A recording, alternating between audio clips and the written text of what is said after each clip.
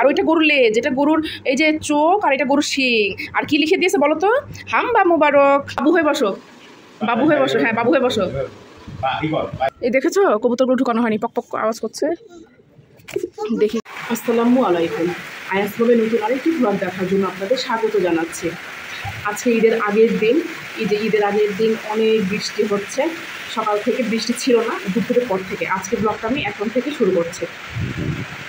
সকাল থেকে কোনো ভিডিও ক্লিপ নেওয়া হয়নি, গরুর কাছে যাওয়া হচ্ছিল বারবার, তো ওই কারণে ব্যস্ত ছিলাম, সেজন্য কোনো ভিডিও ক্লিপ নেওয়া হয়নি। তো এই যে দুপুরের পরপর বৃষ্টি নেমে গেছে, ভালোই বৃষ্টি হচ্ছে। এখন আল্লাহ মাহবুব ভালোই জানে যে কালকে কী অবস্থা হবে কোরবানির। আর এখানে আমি নবাবী সেমাই রান্না করব, এই জন্য ঘিতে গরম মশলা একটু ভেজে নিয়ে তারপর সেমাই দিয়ে দিয়েছি 1 প্যাকেট। এবার এটাকে ভালো করে একটু ভেজে নেব 3-4 মিনিটের মতো। সেমাইটা একটু মোটামুটি ভেজে নিয়ে এবার পরিমাণ মতো চিনি দিয়ে নিয়েছি। যেহেতু আমরা বাসায় সবাই চিনিটার পরিমাণটা খুবই কম খাই, এই জন্য আমি চিনিটা একদম অল্প দিয়েছি। এবার ভালো করে মিক্স করে নেব। সেমাই আর চিনিটা ভালো করে মিক্স করা হয়ে গেলে এবার আমি দিয়ে দিলাম গুঁড়া দুধ। এবার গুঁড়া দুধটা দিয়ে আর বেশিক্ষণ চুলায় রাখবো না, একদম চুলার আঁচটা একদম লো করে দিয়েছি। কারণ আমি যদি এই গুঁড়া দুধটাকে সেমাইয়ের সাথে বেশিক্ষণ ভাজাভাজি করি তাহলে কিন্তু একদম মাওয়া টাইপের হয়ে যাবে, যেটা খেতে একদমই ভালো লাগবে না। এই জন্য অল্প একটু নাড়াচাড়া করে হালকা একটু ভেজে নিয়ে আমি নামিয়ে ফেলবো। অতিরিক্ত ভাজতে গেলেই গুঁড়া দুধের ফ্লেভারটা নষ্ট হয়ে যাবে। সেমাই ভাজাটা আমার হয়ে গেছে, এবার আমি নামিয়ে নিয়েছি। এবার যেটাতে আমি সেট করতে দিব, মানে যেটাতে আমি পরিবেশন করব, সেইটাই একদম নিয়ে নিয়েছি এবং ঘি দিয়ে নিয়েছি। ঘিটা আমি একটু ব্রাশ করে নিব চতুর্দিকে। তারপর এই যে ভাজা সেমাইটা এটার ভিতরে অর্ধেকটা দিব, দেখাচ্ছি একটু পরে। এই যে সেমাই অর্ধেকের একটু বেশি দিয়ে আমি এটা সেট করে নিয়েছি। এটা এক সাইডে রেখে এবং ভিতরে কাস্টার্ডের যে পুরটা করা হয় ওটা তৈরি করে নেব। 1/2 লিটারের একটু বেশি, মানে বেশি খুব বেশি না, হালকা একটু বেশি দুধ নিয়েছি, তরল দুধ। এবার এটাতে একটু লবণ দিব, একটু লবণ দিয়ে নিচ্ছি অল্প একটু পরিমাণ, একটু চিনি মিক্স করে নিচ্ছি। চিনিটা একটু মিক্স করে নিয়েছি। এবার দিব হচ্ছে একটু অল্প পরিমাণ ভ্যানিলা এসেন্স। এবার অ্যাড করব কর্নফ্লাওয়ার, কিছুটা ঘি। এবার কর্নফ্লাওয়ার, চিনি, দুধের সাথে ঘিটা দিয়ে ভালো করে মিক্স করে নেব, তারপর চুলায় বসাবো। আমি মিক্স করে নিই ততক্ষণে। এই যে মিশ্রণটা আমি মিক্স করে নিয়েছি, এবার চুলায় দিয়ে দিয়েছি। এবার বলক উঠলে দেখাচ্ছি। এই যে দুধটা কিন্তু ঘন হয়ে গেছে, বুদবুদ ওঠা শুরু করেছে। এবার চুলাটা অফ করে দেব, মানে যে কনসিস্টেন্সিটা আমি চাচ্ছিলাম সেটা আমার হয়ে গেছে।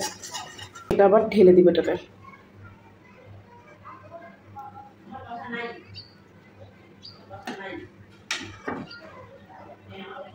এক হাত দিয়ে ঢেলে দেওয়া কষ্ট, আমি ঢেলে পরে দেখাচ্ছি। এই যে কাস্টার্ডের যে পুরটা করলাম ওটা আমি ঢেলে দিয়েছি।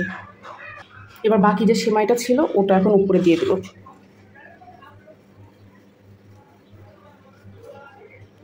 এই সেমাইটা উপরে দেওয়ার কারণটা হচ্ছে কি, সেমাইটা আটকে যাবে, উপরে যে লেয়ারটা হয় দুধের সরের ওইটা আর হবে না। পুরোটা করে আমি দেখাচ্ছি। এই যে আমার এটা দেওয়া হয়ে গেছে। এবার আমি বাদামগুলো ছড়িয়ে দেবো। এই যে এখানে বাদাম কিশমিশ কেটে রেখেছি।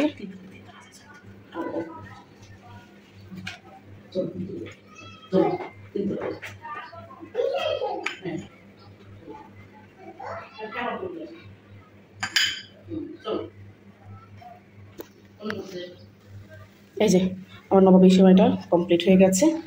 এবার যেহেতু এটা পুরোপুরি এখন গরম আছে, একটু ঠান্ডা করে আমি ফ্রিজে রেখে দিব সেট হওয়ার জন্য। এই যেটা লেয়ারটা দেখা যাচ্ছে 3টা লেয়ার। আজকে যে বৃষ্টি হয়েছে তো অন্ধকার অন্ধকার রান্নাঘরে।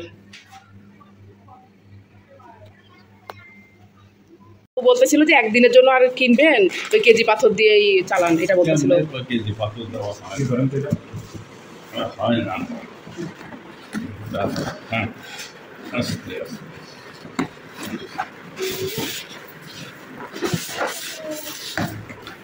বা ভারও তো আছে।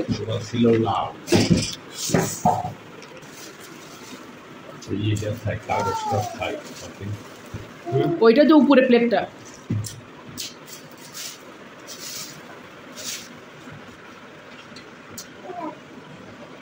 আরে ফেললে চার্জ দিতে হবে। ওজন মাপুক, 10 কেজির বেশি হবে না। 30 গ্রাম তো 30 কেজি হবেই না দাঁড় করা দাঁড় করাইলে আবার ইয়ে না না এখন ও কয় কেজি হয় যায় বাবু হয়ে বসো, বাবু হয়ে বসো, হ্যাঁ বাবু হয়ে বসো।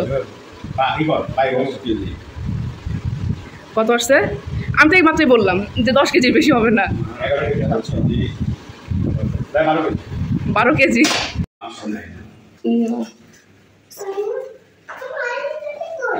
আমরা জানি মামটা লোককে নিয়ে গেল নাকি থাকতে থাক আমি দিচ্ছি ভিতরে যাস না, ভয় লাগে কেন? দেখো দেখো দেখো চলো চলো।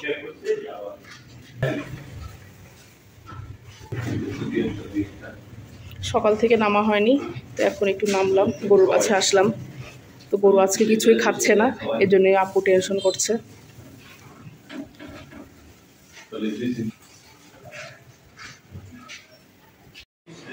সন্ধ্যায় ইফতারি করবো, ইফতারির সময় হয়ে এসছে। তো আমাদের খিচুড়ি রান্না করা হয়েছে। ওই যে কালকে গরুর মাংসের তরকারি ছিল না, ওটা দিয়ে খিচুড়ি রান্না করা হয়েছে। তো এটা আজকে আমরা ইফতারিতে খাবো। তো যেহেতু কালকে ঈদ, অনেক রকমের রান্নাবান্না ঝামেলা আছে, জন্য অন্য কোনো কিছুতে আর যাওয়া হয়নি। শরবত বানানো হয়েছে, ফ্রিজে বুট আছে, ওটা নামিয়ে নেওয়া হবে। ছাদে আসলাম মাগরিবের পরে চাঁদ দেখার জন্য, কিন্তু আমি তো চাঁদ খুঁজে পাচ্ছি না। চাঁদ কই? তুমিও খুঁজে পাচ্ছ না? আপনারা কেউ চাঁদ দেখে থাকলে প্লিজ কমেন্ট করিয়েন। আমি তো চাঁদ খুঁজে পেলাম না। চাঁদ কই? চাঁদ দেখতে পাচ্ছি না, চাঁদ খুঁজে যাচ্ছি, চাঁদ খুঁজে পাচ্ছি না।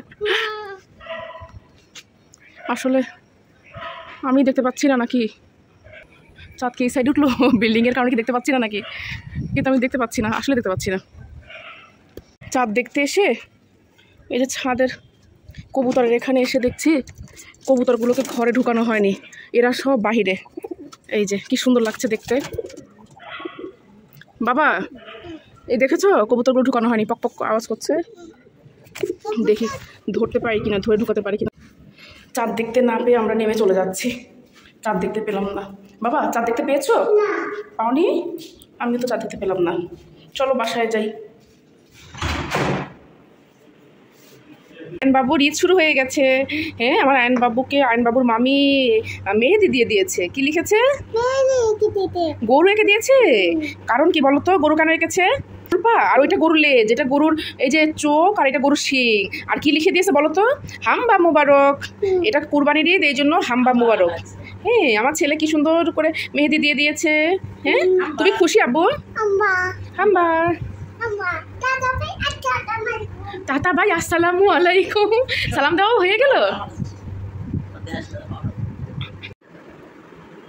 ঈদের চাঁদ দেখতে পেলাম না, তো নিচে নেমে আসলাম। এসে একটু মেহেদি দিলাম, তাড়াহুড়া করে দিতে বসেছি, আমার ছেলে এমন ধাক্কা দিল, পরে কি করব, ছ্যাদরা ভ্যাদরা হয়ে গেল। ধুয়ে ফেললাম হালকা একটু, কালার কোনোভাবে মানে কোনো ডিজাইনই হয়নি সেরকম, জাস্ট দিতে বসছিলাম আর কি। তো হয়নি, ভালো হয়নি। দেখি 2-1 দিন যাক, রঙটা একটু হালকা হয়ে যাক, তখন আরেকবার দিব আর কি। এটা তো হয়নি ভালো করে, তুই ভালো করে দিতে পারি না, যেটুকু পারি সেটুকুই দিব আর কি। তো সবাইকে ঈদ উল আজহার শুভেচ্ছা জানাচ্ছি। ঈদ মোবারক। সবাই ভালো থাকবেন, সুস্থ থাকবেন, আমাদের জন্য দোয়া করবেন। আল্লাহ হাফেজ।